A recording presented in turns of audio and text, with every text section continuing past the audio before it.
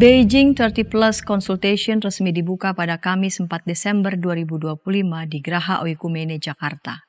Konsultasi internasional yang berlangsung hingga 6 Desember ini menandai 30 tahun sejak diadopsinya Beijing Declaration and Platform for Action, dokumen global yang paling komprehensif mengenai kesetaraan gender dan pemberdayaan perempuan yang disahkan pada Konferensi Dunia Perempuan di Beijing tahun 1995. Acara ini digagas oleh World Council of Churches (WCC) bekerja sama dengan PGI, PGIW DKI Jakarta, serta mitra-mitra gereja dari organisasi masyarakat di Indonesia. Dengan tujuan untuk meninjau ulang komitmen global dan lokal terhadap kesetaraan gender, baik dalam kerangka teologis, sosial, maupun aksi nyata di komunitas. Kegiatan ini dihadiri oleh puluhan orang perwakilan berbagai lembaga yang datang dari berbagai negara di dunia. Pembukaan konsultasi dimulai dengan ibadah bernuansa etnik sebagai simbol keberagaman dan penghargaan terhadap konteks lokal Indonesia. Dalam sesi refleksi, Pendeta Henriette Lebang menekankan bahwa kesetaraan dan kemitraan adalah panggilan bersama. Ia mengajak peserta untuk terlibat dalam percakapan yang saling menguatkan seraya berbagi pengalaman lintas budaya dan komunitas.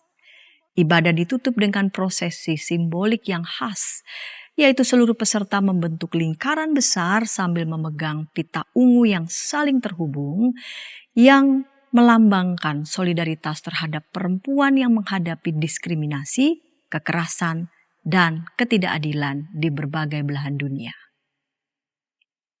Dalam sambutannya, Director of WCC Life, Justice and Peace, Dr. Kenneth Matata mengingatkan bahwa gereja telah menjadi bagian penting dalam proses Beijing sejak 3 dekade lalu.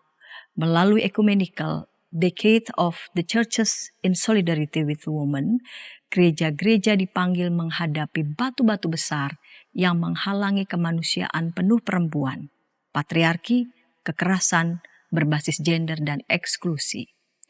Dr. Matata juga menyoroti tantangan global yang masih mengkhawatirkan, yaitu menguatnya totalitarianisme dan konflik bersenjata yang memperbesar kerentanan perempuan, meningkatnya kekerasan fisik, seksual, emosional maupun digital, maraknya femisida dan perdagangan manusia, minimnya pendanaan bagi inisiatif perempuan, menguatnya kembali resistensi teologis terhadap kepemimpinan perempuan, serta kesenjangan sosial ekonomi bagi perempuan marginal, migran, dan masyarakat adat. Keuntungan yang dicapai sejak Beijing 1995 masih rapuh. Kemunduran nyata terjadi di banyak tempat, tegas Matata. Ia menekankan bahwa konsultasi ini harus menghasilkan strategi konkret untuk memajukan kepemimpinan perempuan, melindungi pembela hak asasi manusia perempuan, memperkuat advokasi gereja, dan menjembatani teologi dengan kebijakan publik. Sekretaris Umum PGI, Pendeta Darwin Darmawan, dalam sambutannya menegaskan bahwa perjuangan bagi martabat dan hak-hak perempuan masih jauh dari selesai. Kekerasan berbasis gender, ketertinggalan ekonomi dan digital, hingga dampak krisis iklim masih terus menghantam perempuan dan anak perempuan secara tidak proporsional. Menurutnya, gereja dan komunitas iman memiliki mandat moral dan teologis untuk ambil bagian aktif dalam perubahan. Kita percaya semua manusia diciptakan menurut gambar Allah. Karena itu, setiap budaya atau praktik yang merendahkan perempuan bertentangan dengan Injil, ujarnya. Ia menekankan peran penting gereja sebagai ruang pertama yang diakses penyintas kekerasan dan diskriminasi. Karena itu, gereja harus hadir sebagai pendamping yang memulihkan, bukan membungkam. Merebut kembali martabat dan hak bukan hanya proyek politik, tetapi panggilan rohani dan kesaksian iman, tegasnya. Selama 3 hari, Beijing 30 Plus Consultation menggelar serangkaian plenari, panel diskusi, dan kelompok kerja.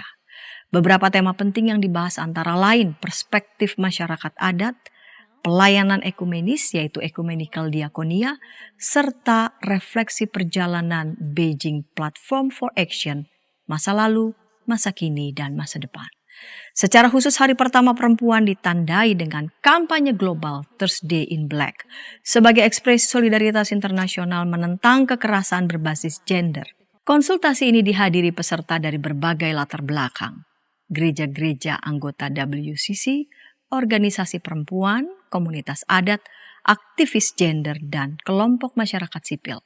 Acara ini menjadi ruang dialog lintas iman dan lintas budaya untuk membaca ulang relevansi Beijing Platform for Action dalam konteks Indonesia yang majemuk.